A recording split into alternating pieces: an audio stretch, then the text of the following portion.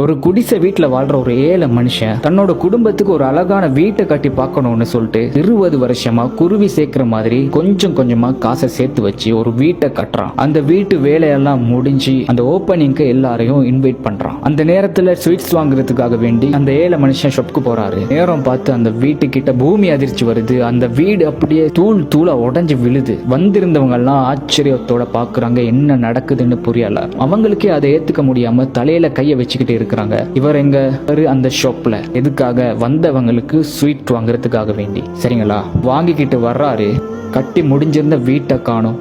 அதோட அடையாளமே இல்லாம உடைஞ்சு கிடக்குது. அதை இவர் பாக்குறாரு. பட் அவர் வாங்கிட்டு வந்த அந்த ஸ்வீட்ஸ் அப்படியே கொடுக்கறாரு எல்லாருக்கும். எல்லாரும் ஒரு மாதிரியா பாக்குறாங்க, என்ன பண்றாரு இவரு. அப்ப அந்த மனுஷனோட ஒரு ஃப்ரெண்ட் இவரை பார்த்து கேட்கிறாரு, உனக்கு என்ன கிறுக்காடா? வீடு உடைஞ்சு கிடக்குது, நீ லைஃப் டைமா சேர்த்த காசெல்லாம் வீணா போயிட்டு நீ எல்லாருக்கும் ஸ்வீட்ஸ் கொடுத்துக்கிட்டு இருக்கிறான்னு. அவர் லைட்டா ஒரு சிரிப்பு சிரிச்சுட்டு, நீ அதுல இருக்கிற நெகட்டிவை மட்டும் தான் பாக்குற, ஆனா நான் அதுல இருக்கிற பாசிட்டிவை பாக்குறேன். இன்னைக்கு இப்போ இந்த செகண்ட்ல நான் என்னோட 2 பிள்ளைங்க, என்னோட மனைவி இன்னைக்கு உயிரோடு இருக்காங்க. இதே வீடு இன்னொரு நாள் கழிச்சு இடிஞ்சு விழுந்திருந்தா என்னையும் என் புள்ள 2ஐயும் என் மனைவியையும் உயிரோட பார்த்திருக்க மாட்டடா அப்படின்னு சொல்றாரு. moral of the story is, நாம் இழக்கின்றோம் என்று நினைக்கும் நேரத்தில் கூட நாம் ஒன்றை அடைந்து கொண்டுதான் இருக்கிறோம். அது நாம் அடுத்த நொடியில் இழுத்து விடும் மூச்சாக கூட இருக்கலாம். Everything happened for the reason. All is well.